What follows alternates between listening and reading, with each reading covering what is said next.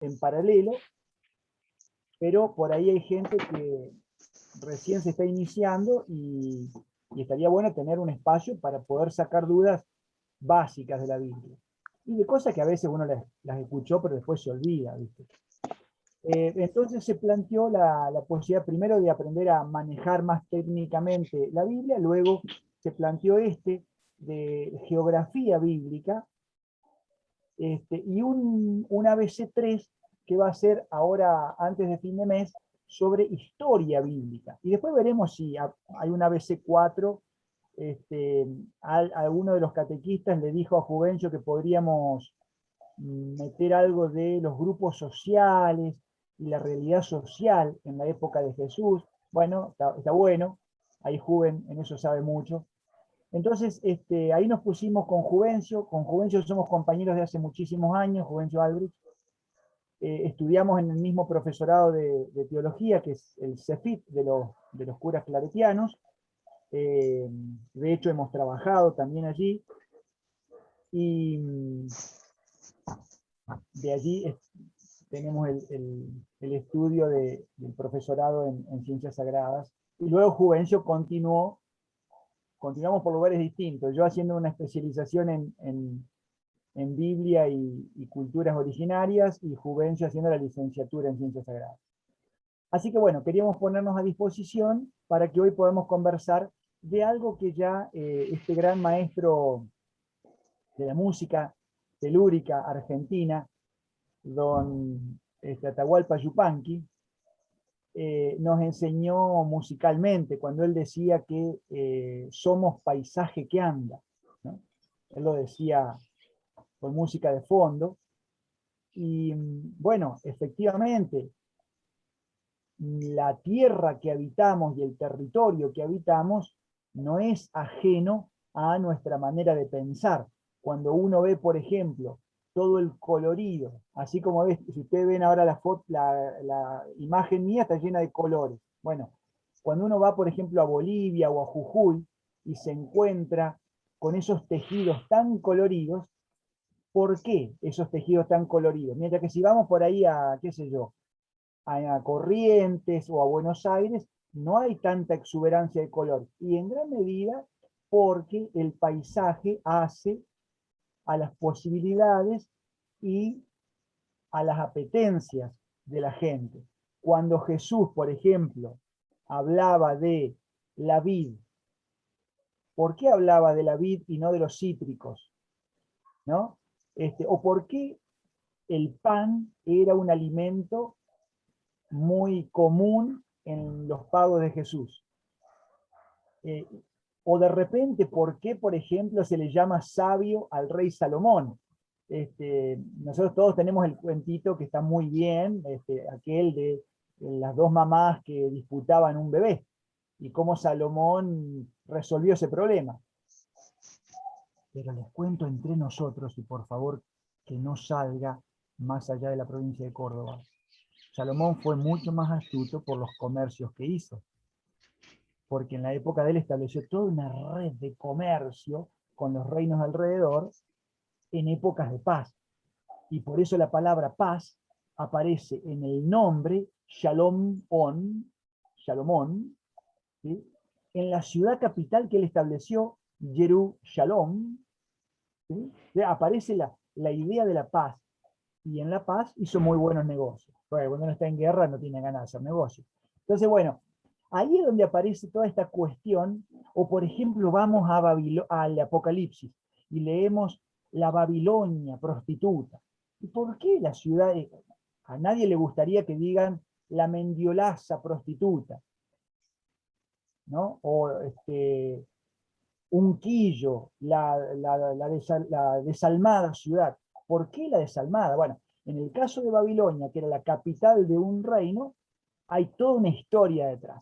Así que, para poder entender alguna de esa información, hemos preparado 4 ideas, solamente 4, para que podamos llegar a las 5 y ir a prepararnos un rico mate y disfrutar del hermoso sol que Dios nos regala hoy. 4 ideas que vamos a ir compartiendo alternadamente con Juvencio, con Juvencio acabamos de terminar un textito que si después alguno es más ecologista, se lo podemos compartir. Juven, ¿qué te parece? El estudio ese de los de la Salle. Que son 4 encuentros Dale. están pensados como parte de la pastoral juvenil, ¿sí? Pero son encuentros de Biblia y ecología, ¿no? Y hay un texto ahí de Isaías, acá lo tengo, Isaías 14:8, que es muy bonito, donde el profeta hace hablar a los cedros, ¿sí? A los cedros del Líbano. Y dice, hasta los cipreses se alegran por ti, y los cedros del Líbano cantan. 2 puntos, abre comillas. Desde que tú no has caído, perdón, desde que tú has caído en paz, no sube el talador contra nosotros. O sea, el árbol canta de que por fin nadie sube a talarlo. ¿Por qué era tan importante para un profeta que habla en nombre de Dios hacer hablar a un árbol? Bueno, Juven, ¿querés meternos en tema? Disculpen, Gracias, lo Juanca. único que Sí. les pido es si me pueden decir quién de los dos va a compartir la presentación, así los habilito. Y ¿Vos, cuento en Juanca? caso, Juanca, te tengo la mala noticia que esto se está grabando y va a ser difundido a través de todos nuestros difusores y nuestros medios ya digamos, de todos los asistentes, así que va a salir de Córdoba esta información seguro. Entonces me peino. Para Recuerdo ahora, todos mientras habla Juvencio, yo me peino. que se va a estar enviando la grabación de este encuentro y pedimos disculpas por los que no se pudieron grabar anteriormente. Díganme quién comparte la presentación, por favor. Sí, vos, Juanca. Así es como estaba compartiendo Juanca, haciendo memoria de Atahualpa. Acá los cordobeses tenemos memoria del cura Gaucho, ¿no? Y por ahí muchos escuchan, bueno, el cura Brochero, y para muchos también viene el tema de qué hizo el cura Brochero, cuáles eran una de, de sus prácticas misioneras más reconocidas por eh, ser tan intrépidas, ¿no? Y que era esto de los ejercicios espirituales en la ciudad de Córdoba, de acompañar a las familias de allá para acá. Pero los que no son, como el caso de mi hermana que es de misión y está ahí, ella no conoce Tras la Sierra, por lo tanto no dimensiona qué es eso de lo que hizo este cura santo. Entonces, hay una importancia de la geografía, porque ahí se dimensiona también lo que, wow, eso implica caminar, eso implica caminar tanto tiempo, esa es la geografía que hay que pasar, ¿no? Bueno, por eso la importancia de a poquito que nos amiguemos con la geografía bíblica. Como primera actividad, si podemos mirar ahí la pantalla, podríamos mirar rápidamente, identificar rápidamente qué nombres nos parecen conocidos de la Biblia. Es decir, viendo este mapa, me hace acordar que en algún texto aparece tal lugar. ¿Sí? A ver, el que se anima, decir si alguno de estos lugares le parece conocido, que alguna vez escuchó en algún texto de la Biblia, en una misa. Sí, Egipto. ¿Cuál, por ejemplo? Egipto. Egipto. Buenísimo. Corinto, Patmos, Ah, bien, Cris. Bien, Antioquía, Cris. Lidia, Bien. Tarso, Nínive. Ahí está. Ahí va, exactamente. Bien. Tierra Prometida. Babilonia, Caldea. Ah, excelente, bien. Vamos encontrando. Y vamos dimensionando, ¿no? La ubicación, ¿no? Que no estaba todo ahí pegadito, ¿no? Parece que uno estaba más al norte, otro más al sur, uno más cerca del agua, otro más lejos del agua, ¿no? Bien, si vas un poquito más abajo, Juanca, el texto, ahí vemos, como recién mencionaron Egipto, por ejemplo, que es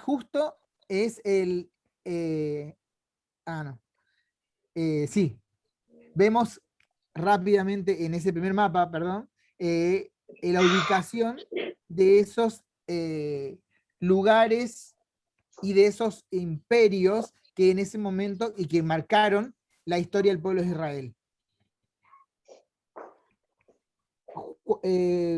Volvete un ratito para arriba, Juanca, el primer mapa, perdón. Ahí está. Bueno, entonces, ahí está la tierra prometida que se le llama ahí. ¿Ven? Ubican en esa zona, ¿no? Chiquitita. Exactamente, ¿no? Pequeñita, sencilla, humilde, ahí apenita nombrada. Mientras que los otros tienen en negrita, gigante, ¿no? Asiria, Egipto, ¿sí? ¿No? La dimensión de esos imperios y la pequeñez y la simpleza de la geografía o del lugar donde Dios se revela, ¿no? Bien, Juanca, ¿qué te parece que hay alguna otra cosa que tengamos que mencionar de esto? Si no, avanti. Estás muteado.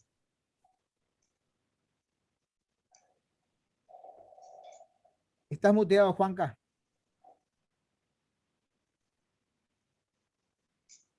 Ahí está. No encontraba el botoncito, se me había desaparecido. Sí, por ahí puede ser interesante tomar conciencia, entonces, a partir de esto que dice Juvencio, cómo hay toda una geografía muy particular que vamos a seguir viendo ahora, con distancias bastante particulares. No sé si alcanzan a ver aquí que hay un río, el río Tigris, ¿sí? Y un poquito más abajo está el río Éufrates. Y eso casi, fíjense acá, el río Éufrates da una vuelta y el río Tigris viene hasta aquí, prácticamente hay muy poquitos kilómetros aquí de tierra seca, forma una gran zona que uno podría decir que está entre ríos, ¿sí? Entre dos ríos. Bueno, eso en griego se dice meso, en la mitad, mitad, pótamos, río. Mesopotamia significa un territorio que está entre ríos. En el mundo tenemos dos Mesopotamias. Una, la que está acá en Argentina, entre los ríos Uruguay y Paraná, y otra, la que está en lo que ahora se llama Irak, ¿no?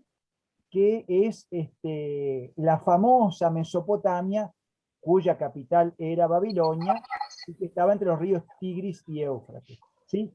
Entonces, cuando ustedes empiezan a ver, incluso acá Juvencio eligió un hermoso mapa que está, fíjense, más en verde aquí, y luego esta parte está más amarilla, más anaranjadita, porque empiezan a subir los niveles y acá vuelve a bajar. Si ustedes se fijan, forma aquí como una especie de media luna que vamos a ver enseguidita en otro mapa. Entonces, por ejemplo, cuando uno piensa acá, Juven, ¿no? en el tema de las aguas que se dividieron y viene después esta serie Moisés que vimos por televisión y aparecen grandes paredones de agua.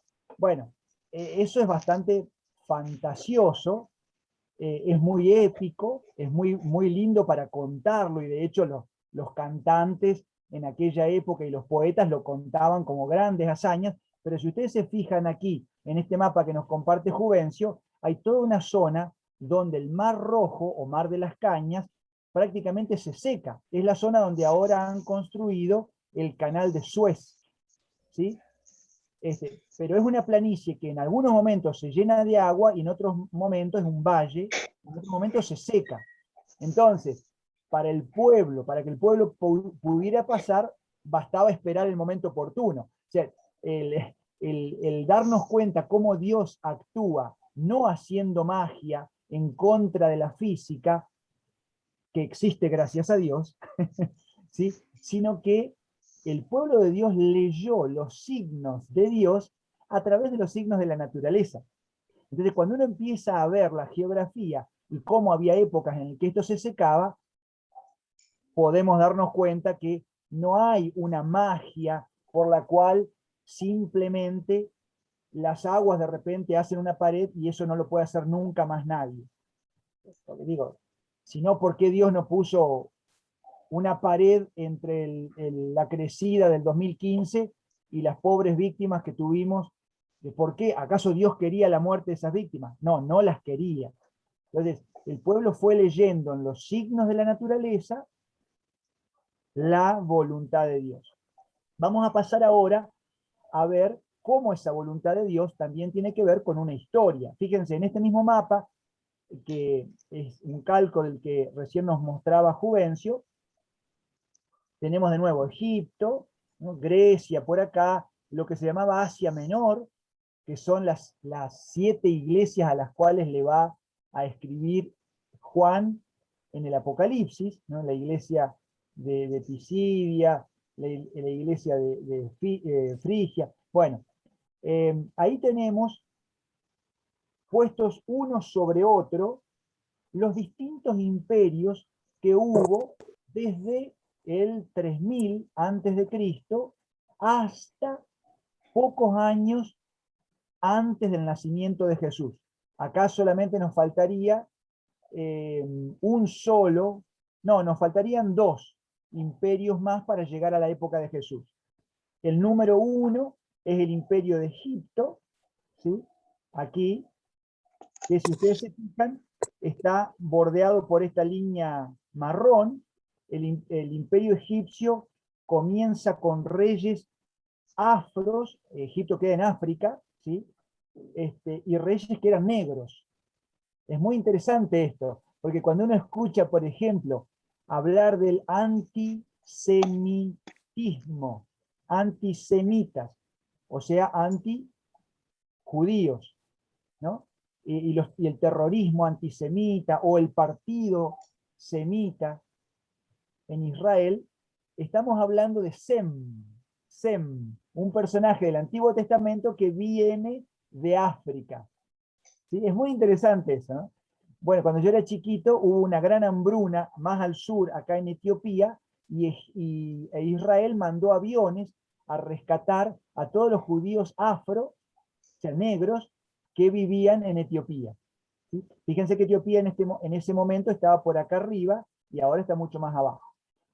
El reino de Egipto luego fue seguido por el imperio hitita, que es un imperio de aquí de lo que es el Asia Menor. Cuando yo digo fue seguido, ¿qué quiere decir? De que este imperio dejó de tener fuerza internacional, dejó de invadir con sus ejércitos a otros países, a otras colonias. Por ejemplo, Egipto estableció colonias todo aquí alrededor, y las colonias más importantes de Egipto fueron en esta zona, en lo que, no sé si alcanzan a darse cuenta qué zona es. La zona de la parte Grecia. superior izquierda de la pantalla. Grecia. Claro, gracias Cristina. Es la zona de Grecia. De hecho, muchos dioses de los egipcios fueron adoptados por los griegos, pero le cambiaron el nombre, nada más. Es muy interesante eso, porque Grecia fue colonia de Egipto. Luego viene el imperio hitita, posteriormente le va a seguir el imperio asirio, el primer imperio asirio, que era este de acá, ¿sí? Este imperio asirio de acá. Perdón, Juan Carlos, ¿te puedo interrumpir un segundito? ¿Te Claro, puedo por pedir favor, si no pueden interrumpa. poner más grande la pantalla? ¿Se puede Eh, ver más grande el mapa? la verdad que, a ver, podría, pero se me va a ir de, así, ¿ves? Se me va de Ah, se te va foco. de foco, claro. Bueno, no importa, está. Lo vas a tener de todas maneras, Alicia, a esto en tu correo, te lo vamos a compartir a este documento para que cada uno de ustedes lo tenga y después lo pueda ver tranquilo, Gracias, ¿sí? gracias, disculpa. No, de nada. Entonces estuvo después el imperio asirio, luego le sigue el imperio babilónico, ¿ven? El que va desde aquí, desde la zona del Golfo Pérsico, una zona con mucho petróleo, y que quedaba en lo que acabo de contarles, la Mesopotamia.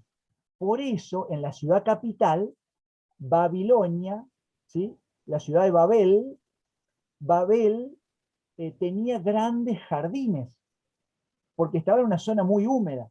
Es como si uno va, qué sé yo, ahora a Santa Fe, o a Corrientes, o a Paraná, o a Posadas, se va a encontrar con una exuberancia que nosotros acá en el Parque Sarmiento no tenemos. Bueno, los jardines de Babilonia había que trabajarlos porque se inundaban también. Entonces, cuando los israelitas fueron llevados a Babilonia, tenían que trabajar, por más que en Israel hayan sido príncipes y sacerdotes o escribas, gente importante, cuando fueron como esclavos al imperio babilónico, tuvieron que agarrar la azada, y entonces uno de los salmos nos cuenta, cuando estábamos en los jardines de Babilonia, llorábamos por ti, Jerusalén. ¿Sí? Después eso se transformó en una canción. Bonnie M. By the River of river Babylon. of Babylon, Bonnie we M. sat down. ¿Cómo se llamaba esa cantante, Juven? Bonnie M. Ah, mira, que en la época que yo era chiquito hasta se bailaba en los boliches ese tema. Era Sí, un sigue siendo salmo. parte de la música, sí. River of Babylon. Claro, era un salmo que se bailaba. Bueno, lloraban por Jerusalén. Bueno, después viene el imperio, dije, el asirio babilónico, y a los babilónicos les gana la final luego el imperio iraní. Hoy se llama Irán. Antes se llamaba Media. ¿Ves cómo está acá? No como las medias que uno se pone en el pie. Media y Parsia. De ahí vienen los partos y los medos. Pero toda esta zona, que se conoce como Persia, era la feria persa, las cortinas para poner en el suelo o colgarlas, que son las persianas, justamente, y son los persas los que les van a enseñar, cuando los persias tomen Babilonia, van a liberar a los esclavos, entre ellos los judíos, y les van a tirar unos pesos para que vuelvan con una promesa. Los dejamos volver cada uno a su tierra, pero muchachos, ustedes cuando lleguen a su tierra laburan y pagan impuestos.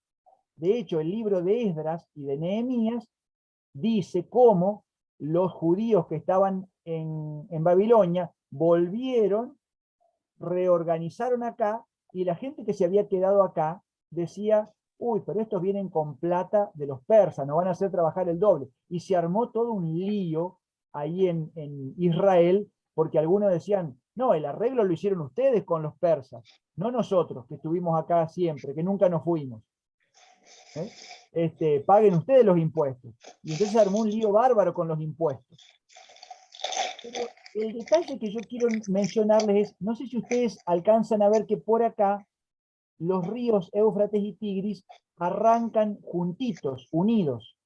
Bueno, ahí había un pueblo que se llamaba Ur, y de ese pueblo dice el libro del Génesis, que era oriundo el patriarca de todos los que luego habitaron esta zona, el patriarca Abraham.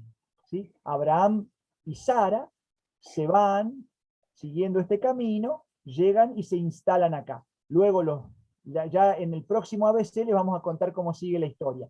Pero fíjense ustedes que ese camino que hace Abraham está siempre siguiendo esta suerte de media luna que hemos dibujado en línea de puntos ahí. Eso es lo que se conoce como la media luna fértil. Ustedes ya saben que esta zona era una cierta planicie, vamos a ver ahora enseguidita cómo era húmeda, y por eso se le llamaba la media luna fértil, porque acá arriba, en la zona de Turquía, de Armenia, acá en Argentina tenemos muchos armenios, ¿sí? En toda esta zona, es una zona de montes, más parecido a las sierras nuestras, a las serranías nuestras. Y acá está el desierto del Sahara, y acá el desierto de Arabia. Entonces, prácticamente, en esta media luna es donde se producía la comida para alimentar a todos los pueblos. Por eso, hasta el día de hoy, los que comerciaron y llevaban, transportaban los condimentos, los alimentos, por todos lados, tienen como símbolo la media luna fértil, que son los pueblos que hoy conocemos como islámicos, nuestros hermanos musulmanes, ¿sí? Si ustedes ven la bandera de Turquía, la bandera de Arabia, la bandera, todas las banderas de países musulmanes tienen una media luna. ¿Por qué? Porque es la media luna fértil que hace alusión a una tierra que siempre fue muy disputada. Y yo cierro diciendo, este segundo momento, que si ustedes se fijan, cuando los hititas se transforman en el gran poder internacional, tienen que disputarle a los egipcios. Entonces bajan con su ejército y los invaden. Luego los egipcios vuelven y los enfrentan. Después vienen los asirios y se vienen y se enfrentan con los egipcios. Y luego vienen los babilónicos, se enfrentan con los hititas y con los asirios. Y después, bueno, ya que estamos, fíjense que el nombre Siria viene de esa época. Invadamos a Egipto. Cada vez que había una invasión, el pasillo que era Israel sufría los embates de cada ejército. Y pasaba un ejército, y cuando pasaban le pedían provisiones, agua y soldados. De todos los muchachos jóvenes vengan para acá. Y al mismo tiempo las muchachas buenas mozas eran abusadas por los soldados que pasaban. Entonces, cada vez que había una guerra, obviamente, los que peor la sufrían eran los que eran el pasillo de todos los imperios. Los que bajaban a dominar a los del sur, los que subían a dominar a los del norte, y entonces estaban realmente hartos pidiéndole a Dios Shalom. ¿Sí? Por eso es que le van a llamar a su ciudad capital Jerusalén, una ciudad de paz. ¿Sí? Por favor, ¿no? Una ciudad donde haya paz. Bueno, hasta acá estamos bien. ¿Alguno tiene alguna intervención, pregunta que quiera contar, que quiera señalar?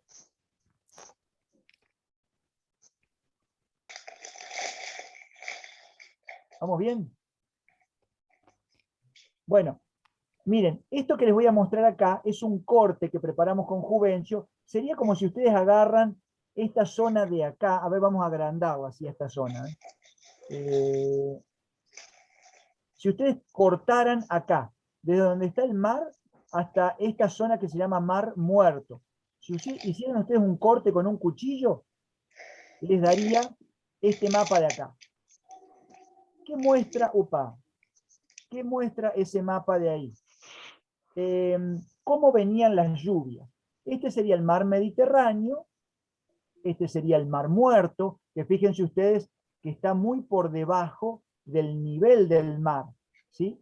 Es una planicie que justamente, como se fue secando, todas estas laderas quedaron, ustedes saben que el agua de mar es salada, ¿sí?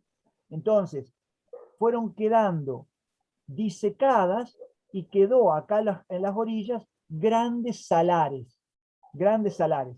Por eso la mujer de Lot, ¿sí? Cuando Dios dicen que hizo llover fuego sobre Sodoma y Gomorra, bueno, le dice a Lot, flaco, bueno, no le dijo flaco justamente, le dice, mira, andate de la ciudad, por favor, porque esta ciudad va a ser castigada. Y él se va. Y le dice, pero no sean chusma, no miren para atrás. Perdón, tampoco Dios le dijo que no sean chusma. Lo hubiera tenido que decir, pero no lo dijo. No miren para atrás. Es decir, no miren al pasado. Busquen una nueva vida, miren hacia adelante. Jesús va a decir lo mismo. Cuando uno pone la mano en el arado no hay que mirar para atrás, porque si no te sale el surco chueco, ¿no? Hay que mirar adelante. Cuando uno está trabajando hay que mirar el futuro, el proyecto, ¿no? Y dice que cuando la mujer de Lot no pudo con las ganas, y se dio vuelta y quedó transformada en estatuas de sal. Bueno, estatuas de sal en esta zona había muchísimas, porque eran grandes bloques de sal que el viento iba erosionando, ¿no? E iba dándole forma, como en el Valle de la Luna, si alguno estuvo en el Parque Nacional de Chihualacto, va a ver esa. Bueno, pero obviamente esta era una zona con tanto magnesio, cloruro de magnesio y cloruro de sodio, que estas aguas eran, además de saladazas, eran amargas. Vos sabés que en el Mar Muerto se llama así porque no hay vida. No hay posibilidad de que haya peces. Pero además, si vos te querés tirar a nadar, el agua te saca a flote. Flotás en esa agua, porque es tan salada que la densidad del agua te hace flotar. Por eso Jesús va a decir, si vos querés escandalizar a alguno de estos, mis hermanos más pequeños, más vale atate una piedra de molino y tirate al mar. ¿Por qué hay de acatarse una piedra de molino y tirarse al mar? Porque si no, no te hundías.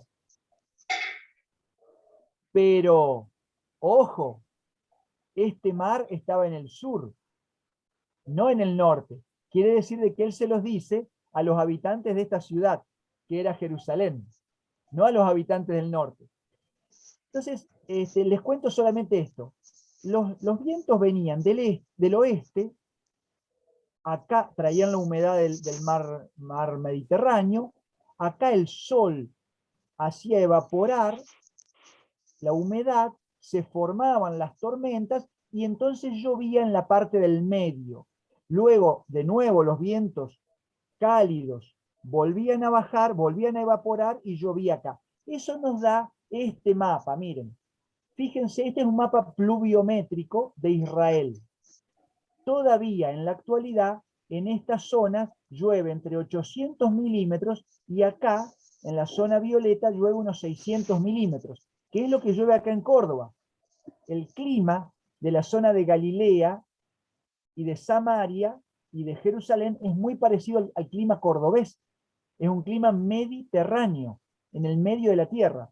Pero es un clima donde aquí llueve porque acá están las montañitas más altas. Si ustedes alcanzan a ver estos riachuelos que tienen línea de punto acá, bueno, ¿por qué unos van para este lado y otros van para este otro? Porque nacen acá en las montañas. ¿Sí? Algunos desembocan, como estos, en el mar Mediterráneo y otros desembocan acá, en el valle del Jordán.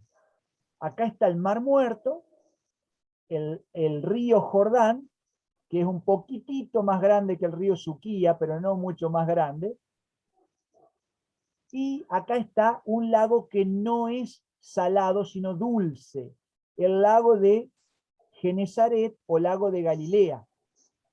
Un lago que como tiene aguas dulces, hay pescados. Fíjense ustedes acá, de este otro lado, la producción que había en función de la humedad.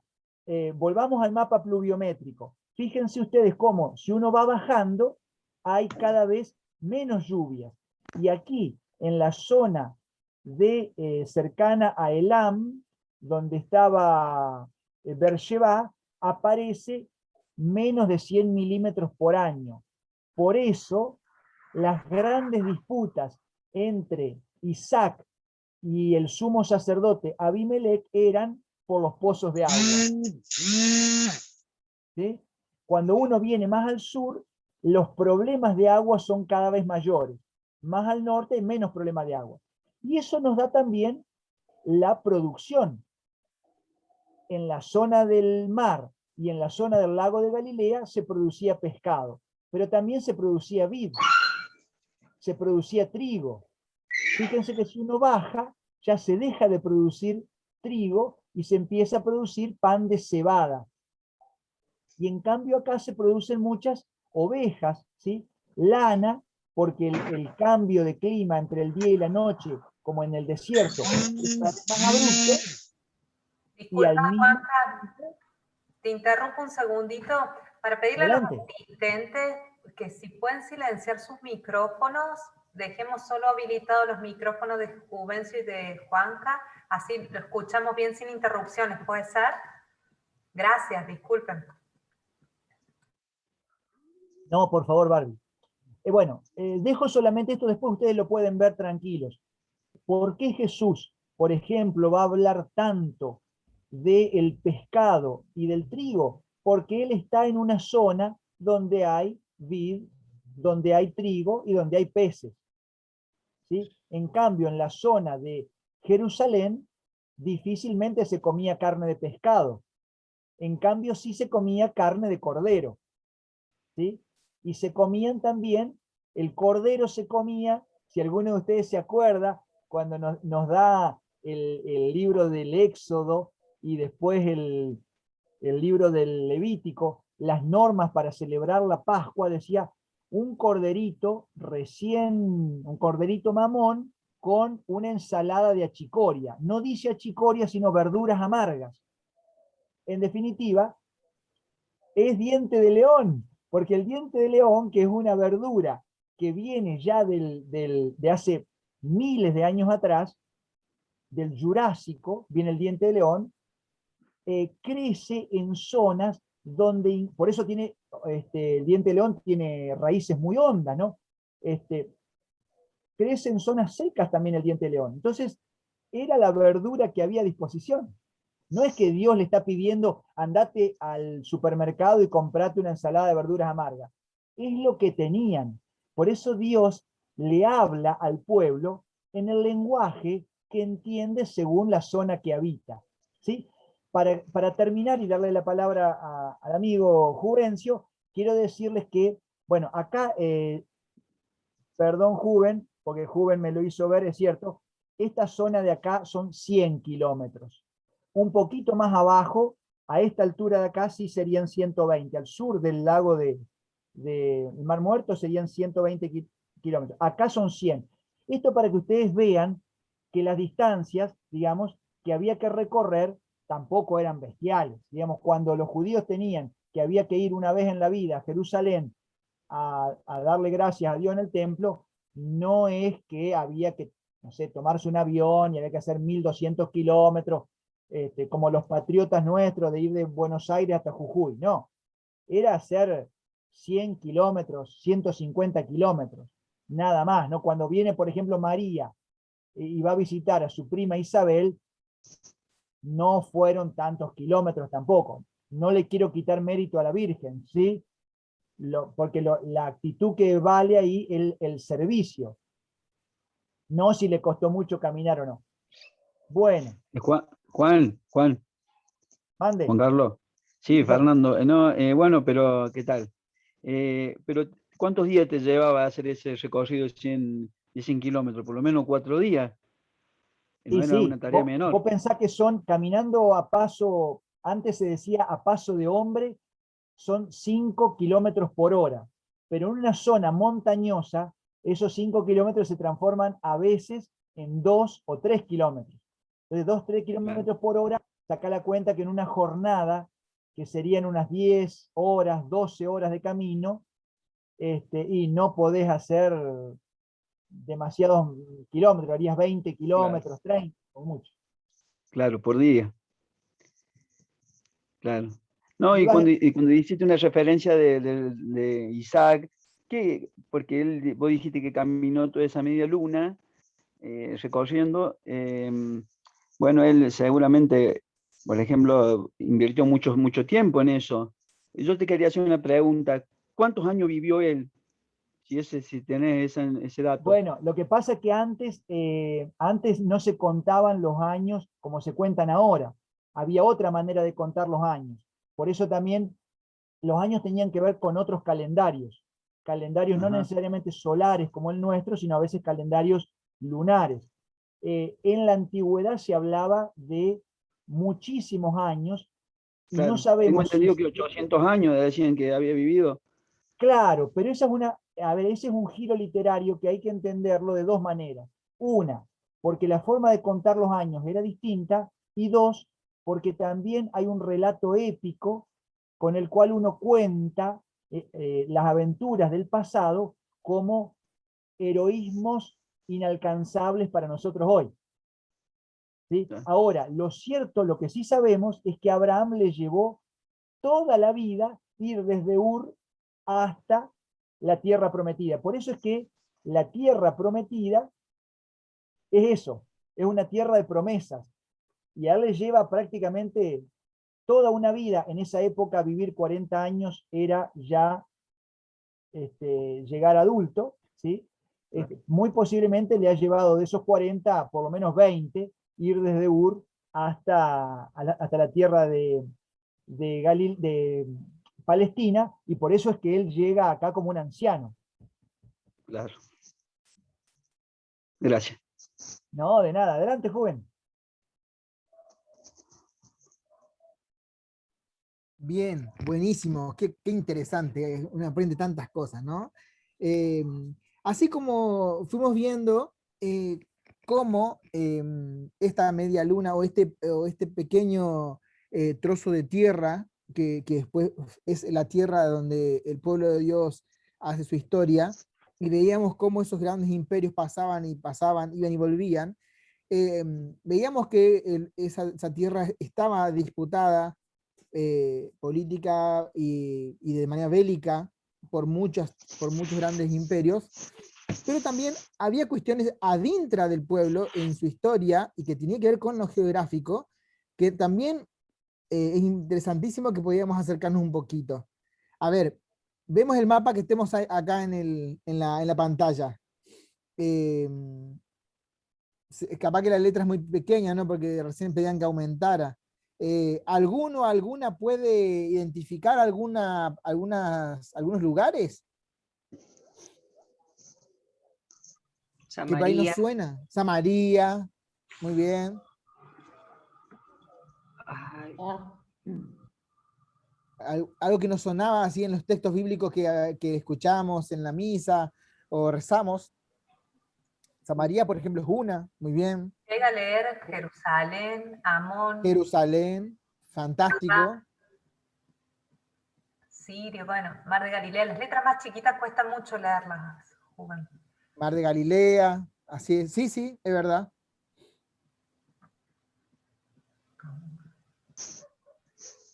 Buenísimo.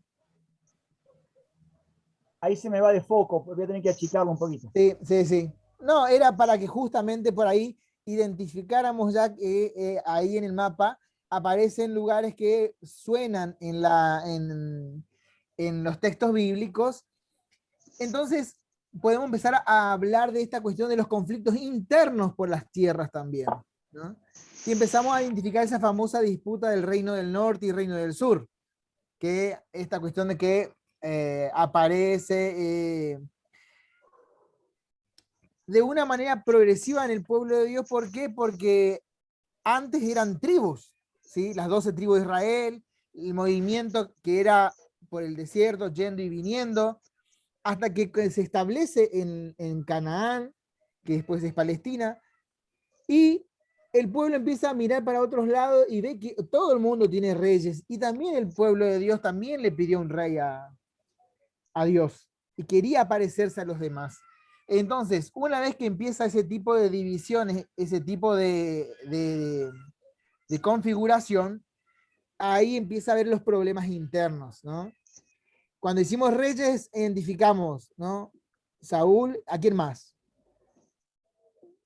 ¿A qué otro rey identificamos así importante? Ya habló uno, Juanca recién dijo uno. David, Salomón. Salomón. David, Salomón, exactamente. Entonces, en estas monarquías, en estos reyes, por ahí el tema de la unidad de la tierra se sostuvo con pinza y con otras cuestiones, pero se mantenía un solo pueblo, una unidad, ¿sí? Es más, la elección estratégica de Jerusalén se hace justamente para que sea un punto medio, ni tan al norte ni tan al sur de la geografía de lo que es esa parcela de tierra que decimos que es ese Canaán, que después es Palestina, que ahora es Israel, ¿sí? Que es y bueno, que anteriormente se llamaba Jebús, y que se le cambia, a David lo conquista y le pone Jerusalén como capital. Pero ¿qué pasa? Después de Salomón, muerto Salomón, asume su hijo, y por políticas implementadas por Salomón y que su hijo recrudece, hay un quiebra dentro del pueblo de Dios, hay un enojo y hay una distribución de tierras también que se plasma en el mapa. ¿Quién quisiera leer un poco lo que dice los dos reinos? Hay dos reinos. ¿Quién quiere leer el reino del norte? Vamos, hay que animarse de la participación ahí, entre todas ahí, que se nos va el tiempo. Israel, Muy bien. 933 a 721 a.C., o sea, 212 años. 10 tribus. Sí, lo que duró.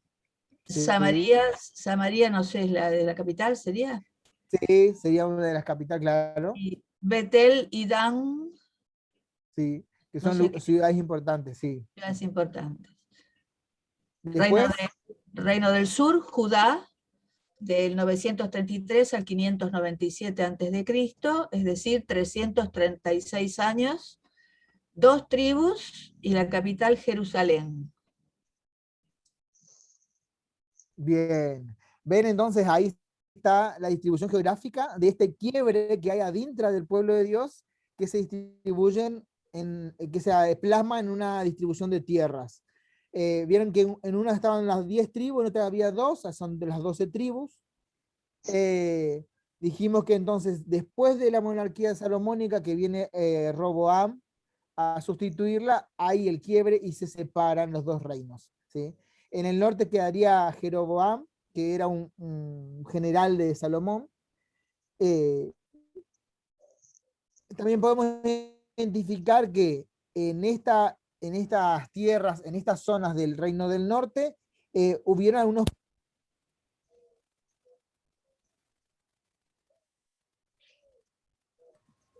No se oye, estás muteado. Se cortó, Se cortó el audio, sí. Hasta Reino del Norte se te escuchó, Juven.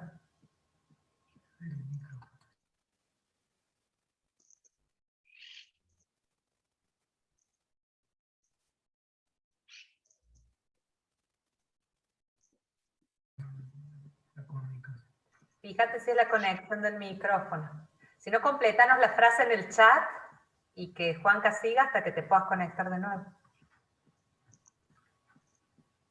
dale, ahí vamos, gracias, Juan. No, decíamos, esta zona se va a construir, como muy bien lo indicó recién Juven, a partir de la unión de muchas tribus.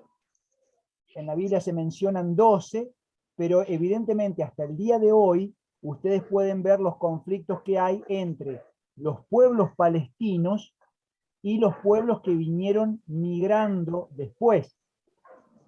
Eso, Juvencio me decía, el año que viene o en el segundo semestre podríamos hablar sobre la posesión de la tierra, estaría muy interesante ahí. Eso viene desde hace miles de años.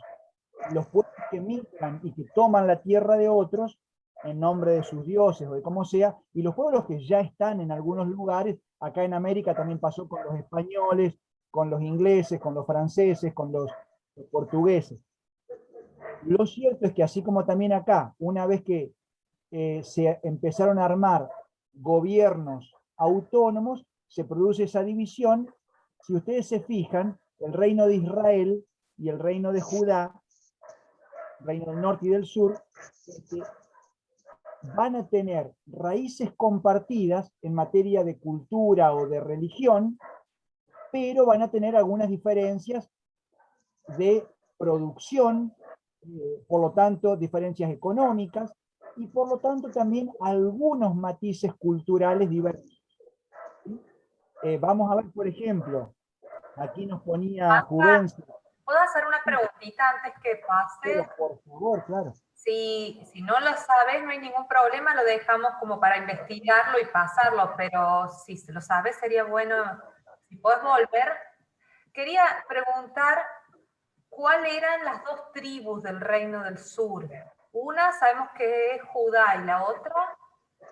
Bueno, la otra es una tribu que para nosotros es muy querida, porque justamente de esa tribu era, o en la capital de esa otra tribu, nació no solamente el rey modelo, David, sino además Jesús.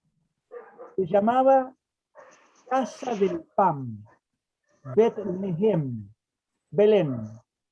Y la tribu era la de los benjaminitas, el más pequeño de los hijos de Jacob. Pero ¿qué pasó? Jueces 19 nos cuenta una cosa que es atroz, atroz. Otro día la vamos a leer, la vamos a estudiar, que es un crimen que se produce de un habitante de Judea con su mujer cuando pasa por un pueblo de Belén. Entonces el relato de Jueces 19 es que eso justificó la guerra y por eso Judá invadió Benjamín y le quitó la tierra. Ah, Bueno, hoy no nos bancaríamos esas cosas, pero Dios escribe derecho sobre renglones torcidos. Por eso es que los hijos de Benjamín, los hijos de la tribu de Benjamín, pasan a ser judíos. perfecto. La otra preguntita que me quedó, insisto, si no lo saben, no importa, lo investigamos después, es esa diferencia de años que hay después entre que subsiste un reino y otro. ¿Qué pasó esos 100 años en el cual ya no existía el reino del norte? Sí, algo de esto vamos a ver en el ABC 3, pero adelanto solamente. Asiria invade, ¿se acuerdan que Asiria quedaba al norte, no? Por acá. Entonces, Asiria invade y toma el reino de Israel. Pero Asiria no era un imperio que esclavizara gente, era un imperio que directamente destruía. Entonces destruye al reino de Israel, roba, saquea y se vuelven. De ahí en adelante imponen severos castigos a Israel y le hacen pagar impuestos. En cambio, unos años después, Babilonia, que queda, ¿se acuerdan ustedes? ¿No? Babilonia quedaba, perdón que vuelva, acá quedaba Asiria y acá Babilonia. Entonces, Babilonia le gana a Asiria y baja. Y como ya el reino de Israel no existía, siguen derecho e invaden el reino de Jerusalén, el reino de Judá.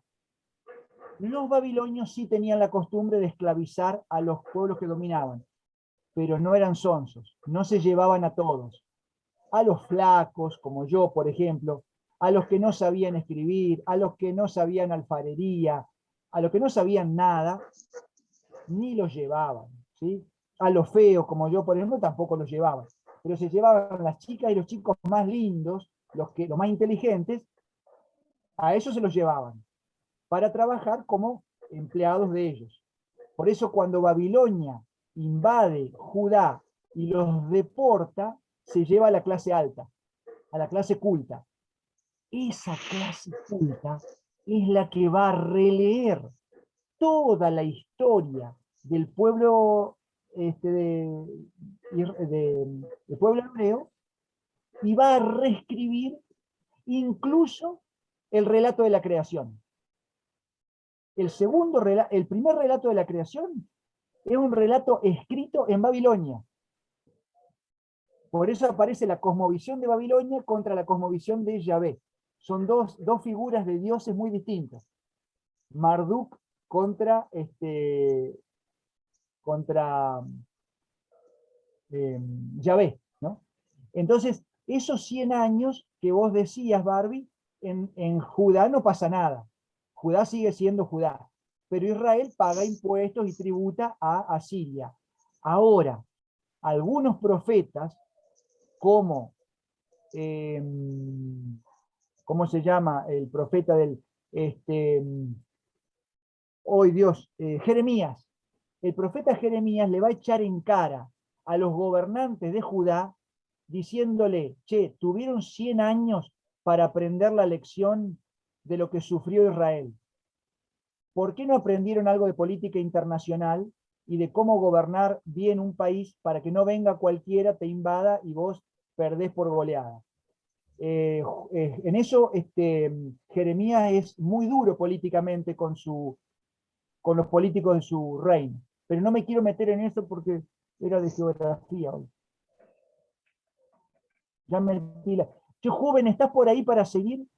Uben puso en el chat que está con problemas en internet, así que bueno. si vos podés continuar hasta que... Sí, con gusto. Miren, cierro diciéndoles, ahí está, ¿ves? El norte, este documento lo van a tener ustedes. El norte es invadido y destruido en el 722 a.C., luego va a pasar a llamarse el norte Galilea, y la zona del medio se va a empezar a llamar Samaria.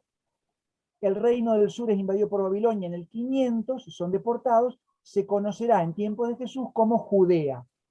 De hecho, como Persia va a liberar a los esclavos de Babilonia, los deportados que vuelven no son los galileos o los samaritanos, son los judíos. Por eso los que van a tener la plata para reconstruir Jerusalén son los judíos. Y por eso nosotros hasta el día de hoy le llamamos judíos a todos los que son israelitas.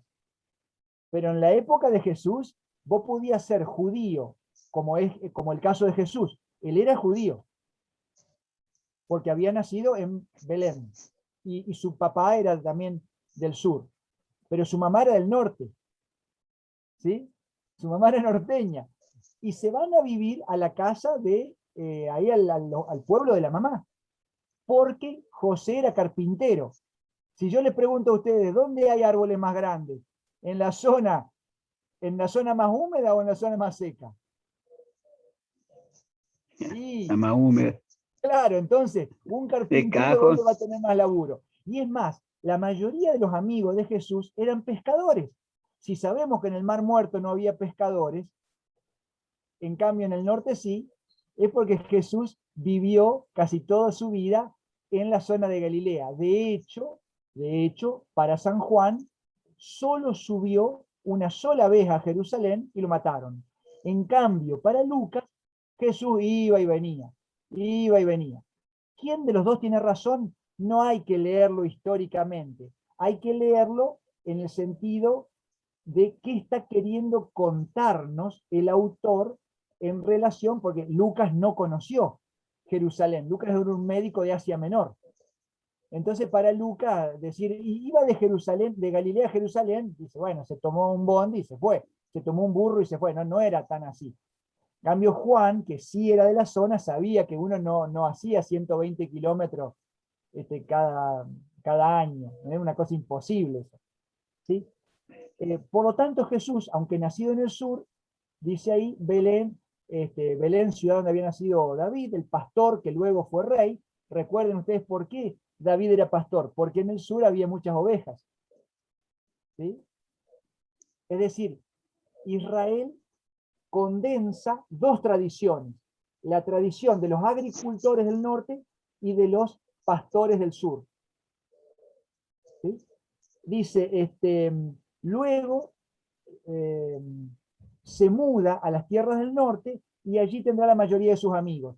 Piensen ustedes, un carpintero que se hace amigo de los pescadores no es casual. Los pescadores andan en canoa o en barquitos, pero si son pescadores no saben de carpintería o saben poco. Un carpintero en las orillas de los lagos tiene trabajo permanentemente. Entonces cuando uno piensa en San Mateo o San Marcos, que te dicen los discípulos y discípulas, todos con miedo porque Jesús había muerto, lo habían matado, y están encerrados, y se les aparece un ángel, ¿no?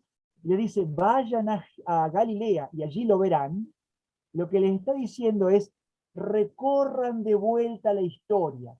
¿A dónde conocieron ustedes a Jesús? Vuelvan a releer toda la historia. Eso es volver a Galilea. Volver a Galilea no es ir caminando hasta Galilea, es volver espiritualmente a hacer todo el recorrido para volver a comprender qué nos quiso decir Jesús. ¿Te acordabas cuando Jesús trabajaba y les arreglaba las canoas mientras ustedes arreglaban las redes y hablaban del sueño, del reino de Dios, de cuando hubiera justicia, cuando hubiera paz? Y cuando Él les dijo, síganme, y no solamente van a pescar pescados, sino van a pescar personas también, y ustedes dejaron todo y lo siguieron, vuelvan a releer, ¿no? Por eso, incluso era muy famoso, esto es un chisme que les cuento, en Roma, a los de Galilea se les llamaba perdonen la palabra, los hediondos, porque había mucho olor a mosto, porque había vid, ¿sí? Entonces, se hacía el vino, se tiraba el mosto, y eso se podría. Y como se pisaba, ¿sí? se pisaba con los pies el vino, muchas veces había moscas ahí alrededor. De hecho, Bel-Shebú, Baal-Shebú, Bel-Shebú es el señor de las moscas. Significa literalmente, el señor de las moscas. Y los profetas van a llamarle a los ídolos que no son Dios, Baal-Shebú. O sea, juegan, hay un jueguito de palabras, como diciéndoles, son dioses de cuarta, ¿no? Son los señores de las moscas, no los señores de la historia. Entonces, pero, justamente la salvación va a venir de un mal oliente. Y además, como si había poco parecido con Córdoba, tenían un cantito, una tonadita, los de El Norte. Y yo ahí les ponía, porque decíamos con Juven, pongámosle algunos textos para que las compañeras y compañeros lo puedan leer. En Mateo 26:73, una de las criadas lo están juzgando a Jesús en el Sanedrín y lo escuchan a Pedro, que se había arrimado a calentarse en un fueguito, y lo escuchan hablar. Dice, che, pero vos sos del norte. No, yo no, no, vos sos de ellos. No, yo no soy de ellos, yo no lo conozco al tipo este. Dice, pero si fíjate, vos hablas como ellos. Y uno diría, ¿por qué como hablas? ¿Sí? Porque lo del norte tenía una tonadita. Y se ve que Jesús también tenía esa tonadita, ¿no? Bueno, cerramos diciendo simplemente que en tiempo de Jesús el imperio internacional que mandaba era el imperio de los romanos, y que lo hacían invadiendo no solo por tierra, ¿sí? Acá está Roma, no solamente por tierra, los romanos primero van a tomar a Macedonia, mejor dicho, después de Persia va a venir Alejandro Magno, el discípulo de Aristóteles, ¿sí? El gran maestro de filosofía, va a invadir Asia Menor y va a invadir toda esta zona, va a establecer una capital acá que poco amor propio tenía el muchacho, le puso Alejandría. Bueno, después va a venir un rey de Persia y le va a ganar, ¿sí? Los persas contra los macedonios, y luego va a venir Roma y le va a ganar a los persas, a los macedonios, porque era como una especie de Barcelona, ¿viste? Tenían los mejores jugadores, o el Paris Saint-Germain, ¿viste? Le ganaba a todos. Y en la época de Jesús está el imperio romano que abarcaba todo esto.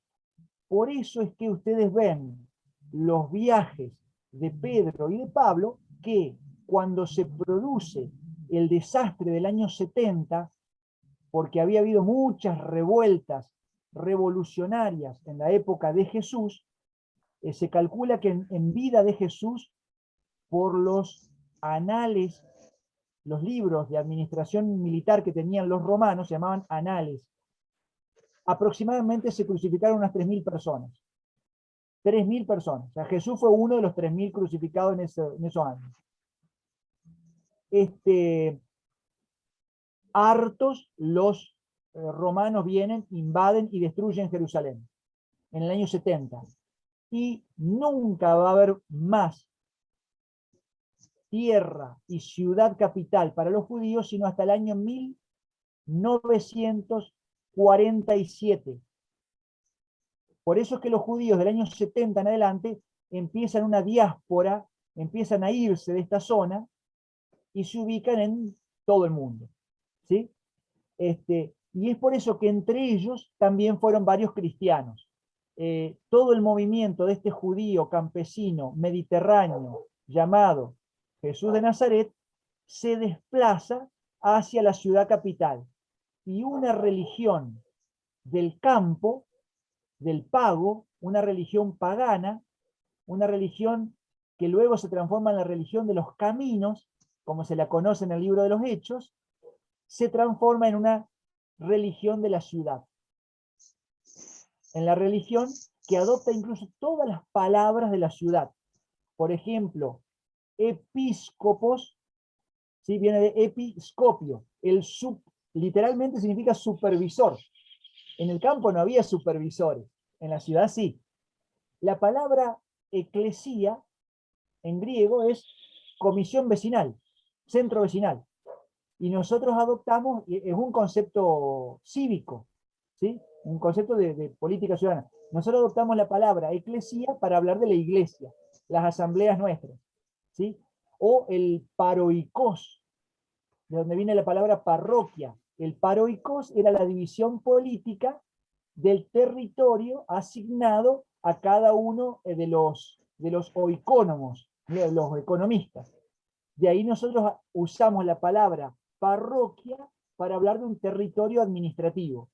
Fíjense cómo el cristianismo deja de ser campestre para pasar a ser citadino.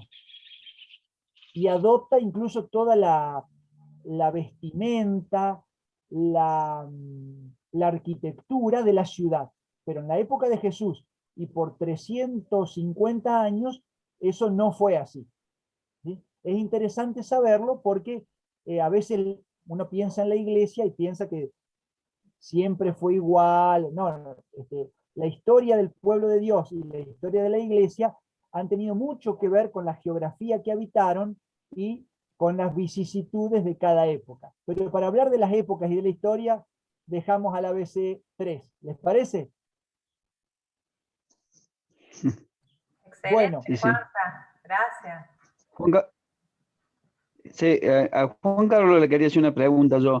Ese mapa que estamos viendo ahí, si ese sería el planiferio del momento, o qué se entendía por la Tierra, digamos, qué abarcaba lo que estamos viendo ahí en la foto, porque entiendo que la Mirá, Tierra se entendía que era un solo plano.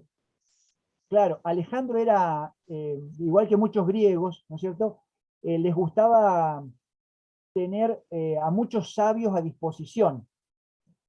Entonces fundan acá en la zona de Egipto, en la ciudad que se llamaba así Alejandría, una gran biblioteca. La Biblioteca de Alejandría, con la que después los cristianos tuvimos muchos problemas y un obispo cristiano la hizo quemar. Una picardía porque hoy ningún obispo quemaría una iglesia, una biblioteca. ¿Sí? Pero en esa época, bueno, ¿qué va a hacer? Dice. El hecho que sea obispo no significa que no se vaya a equivocar, ¿no?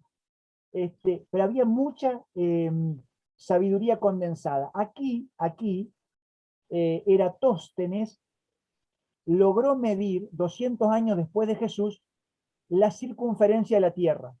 Es decir, aquí se supo que la Tierra era redonda.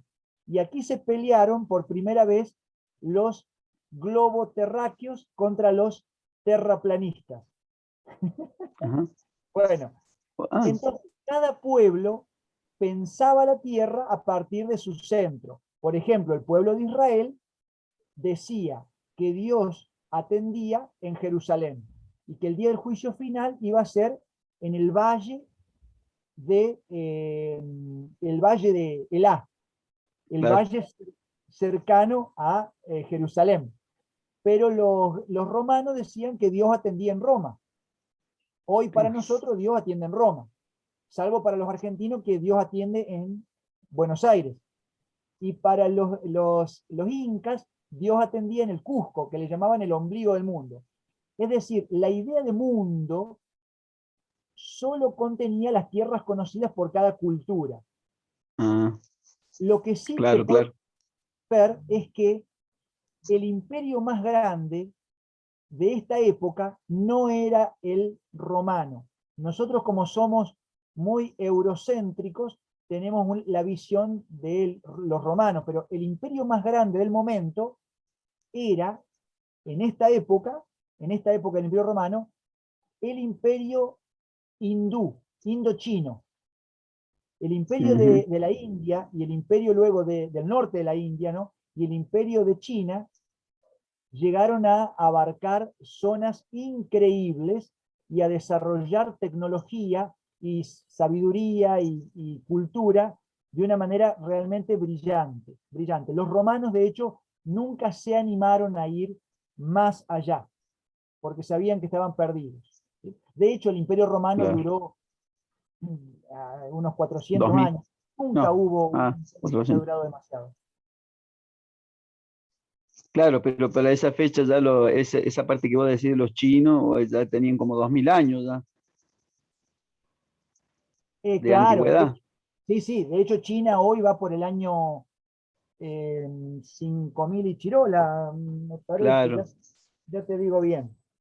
Los chinos van por el año 4718, si no me equivoco, 17.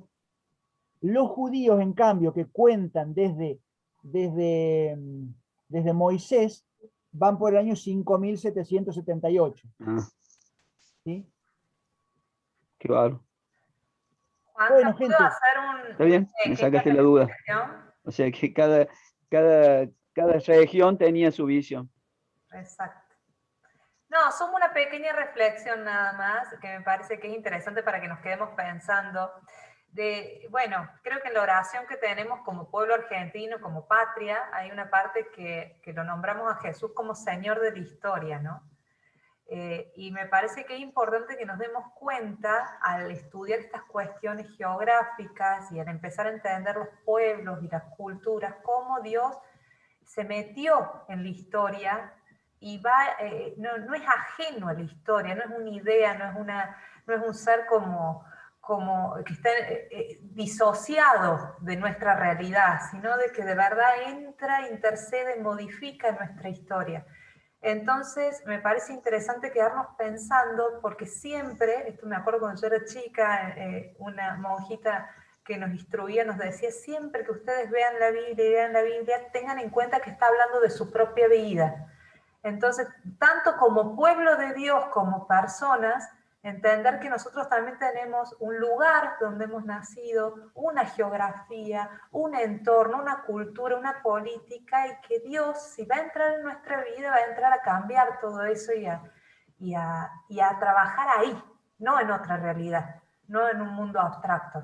Entonces, bueno, eso lo traigo como reflexión porque me parece que tal todo lo que cual. vos estás exponiendo, Juanca, nos hace ver lo concreto, ¿no? De la acción de Dios. Vos sabés, Barbie, que es tan concreto esto que vos estás diciendo que realmente agradezco mucho que vos lo digas, porque fíjate vos que nosotros estamos estudiando en paralelo el libro del Apocalipsis. Y el libro del Apocalipsis termina enfrentando dos proyectos políticos.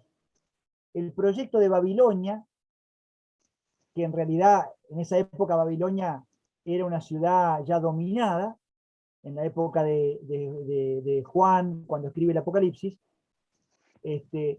pero representa en la idea de la comunidad la ciudad del mal, la ciudad de la explotación, la ciudad de la desigualdad, la ciudad de la exclusión, la ciudad de la esclavitud, la ciudad del paganismo. Pero se dan cuenta que la vieja Jerusalén tampoco los protegió. Entonces, ¿con qué sueñan? Y de hecho el Apocalipsis y la Biblia termina en el capítulo 21 y 22 con la visión de una nueva Jerusalén. ¿Y cómo es la nueva Jerusalén? La nueva ciudad de la paz. Lo vamos a ver más adelante, pero yo adelanto algo que vamos a ver un poquito más adelante, solo para conectar. La ciudad no tiene puertas, la ciudad es atravesada por un río, la ciudad tiene frutos de los dos lados del río que dan frutas 12 meses al año, o sea, siempre. Y las hojas sirven para curarse, dice Juan. ¿De qué nos está hablando de eso? De una geografía donde los productos están al servicio de la alimentación y de la salud, no del acopio de los más ricos, sino de la justicia, de la salud pública, del alimento. Por eso no hay puertas en la ciudad, porque no hace falta defenderla, porque no hay enemigos, porque hay justicia. Y tampoco se obliga a nadie. El que no quiere se puede ir, pero también el que quiere puede entrar. Es una comunidad abierta. Qué linda geografía que nos deja la Biblia, porque nos deja un proyecto, no solo un proyecto de iglesia, sino un proyecto político, un proyecto económico, un proyecto cultural, donde los bienes de la cultura, los bienes de la agricultura, los bienes de la ganadería, están al servicio de la alimentación y la salud pública y no del acopio de algunos. ¿Sí? Es muy interesante.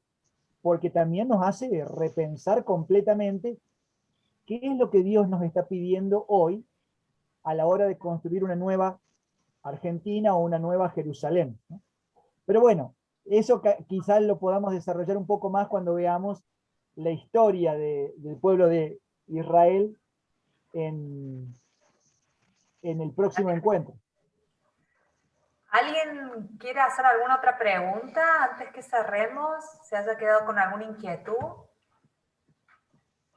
No, nada más, quería decirle gracias, Juan Carlos, una riqueza, Juve. Realmente, como dice Bárbara, Dios atraviesa toda la historia, ¿no? del ser humano. Y en este momento de la historia del mundo que estamos pasando, Él sigue atravesándonos, diciéndonos, yo estoy con ustedes, estoy acá. Y más allá de lo que suceda, y Dios quiera que salgamos adelante de nuevo, para volver a tener esa civilización del amor, que es lo que nos llama el Señor a fundar, a refundar, y toda esta riqueza de la geografía, toda esta riqueza de los distintos pueblos, todo esto nos está hablando a nosotros, a cada uno de nosotros. Cada uno de nosotros también somos una media luna fértil. Muchas gracias, Juan Carlos. Juve, gracias. Gracias, Bárbara. Yo lamento que Julio se haya quedado sin micrófono porque habíamos preparado, la verdad, que un rico material durante estos días pensando en compartirles esto para que ustedes después lo sigan teniendo. Ahí les voy a subir, Barbie ya tiene el documento que estuvimos mostrando, así que si ustedes quieren o dejar sus mails, los que no los hayan dejado, para que ella les mande el archivo ese, y de paso, aquellos que quieran por ahí ahí conectarse o con Juven o conmigo para seguir conversando, lo podemos hacer. Alguien más iba a hacer un comentario recién, me parece. Sí, yo, en realidad, bueno, hola Barbie. Para mí la Biblia tiene una riqueza infinita porque siempre es actual. Cuando recién se hablaba sobre la tierra, digamos, yo pensaba en que siempre estamos nosotros tratando de construir una tierra nueva, o sea, siempre es como que no hemos avanzado, y a pesar de que avanzamos un montón, es como que siempre volvemos a la vieja Jerusalén. Y el aprendizaje que nos deja cada vez que se habla de la Biblia, como ahora nosotros estamos viendo, yo me puse a ver el Apocalipsis, yo no puedo dejar de imaginarme nuestra vida sin Dios. Aquellas personas que no pueden entender e interpretar la Biblia porque dicen no la entiendo. Muchas veces escucho eso porque hablo con mucha gente que no lee la Biblia. Y leer la Biblia es hablar con Dios. Todo lo que hoy escuché me retrotrajo a la vida del principio de los tiempos y a los finales de los tiempos. Y me quedé en el medio, con la necesidad del aprendizaje antiguo unido al nuevo. Todo lo que yo hoy sé de nuestra vida actual con la parte vieja, digamos, el comienzo de la tierra, digamos. Eso solamente. Y darle las gracias por todo lo que uno puede aprender de ellos, ¿no? De Juvens, no sé cómo es el nombre en realidad, y de este otro chico que no me acuerdo el nombre ahora. Juan Carlos. Juan Carlos. Gracias, Juan Carlos, porque dijo mucho en pocas palabras, así que gracias. Muchas gracias, y aprovecho que lo has nombrado para volverlos a invitar a todos a los próximos talleres que vamos a hacer. Recuerden que estos talleres de ABC son como una preparación para justamente poder aprovechar mejor los talleres que seguimos anualmente de estudios bíblicos más profundos. Con los talleres a veces estamos recorriendo las nociones básicas justamente sobre el entorno y el conocimiento que tenemos que tener de base para poder aprovechar mejor los otros talleres donde ya se entran en temas concretos. Y este año estamos trabajando el tema del Apocalipsis. Durante el mes de julio vamos a tener 2 encuentros, los 2 van a ser de ABC, para estar bien preparados a partir de agosto hasta fin de año, poder seguir estudiando el Apocalipsis a fondo y que, bueno, le podamos sacar el mayor jugo. Así que, bueno, aprovecho para repetir la invitación. Gracias. Si te parece, Bueno, Juanca, Juanca. vámonos despidiendo entonces. Sí, vamos despidiéndonos, hacemos oración de cierre. Quizás. Ahí, bien. ¿Lo podemos hacer con la canción de inicio o podemos hacer simplemente una oración, como prefieres?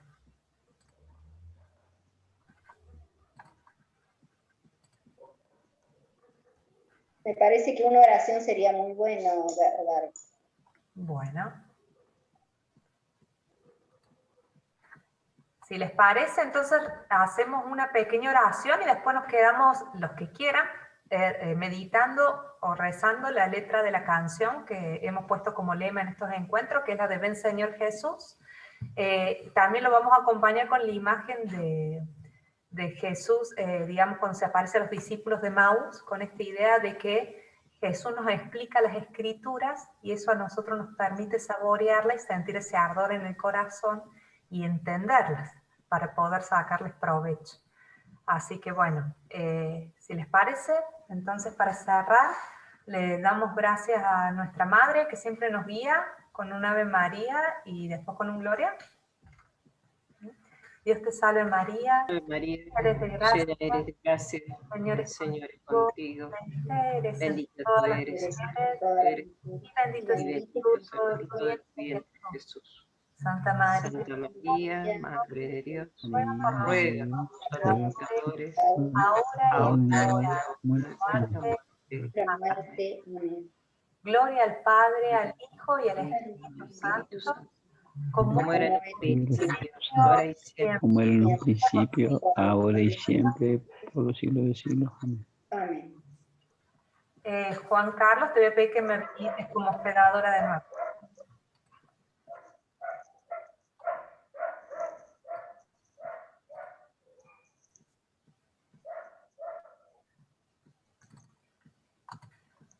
Ahí está. A ver.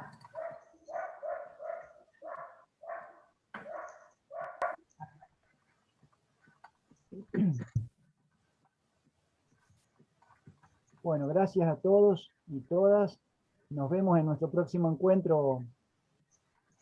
Dios mediante, sería el 24 de julio.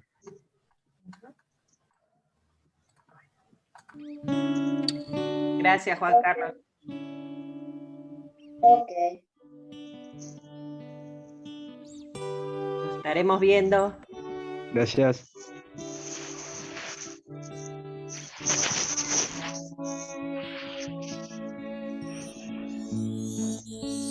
Ven Señor Jesús, porque sin ti ya no hay paisaje. Ven Señor Jesús, porque sin ti no hay melodías. Ven Señor Jesús, porque sin ti no encuentro paz en nada. Sin ti mis ojos no brillan.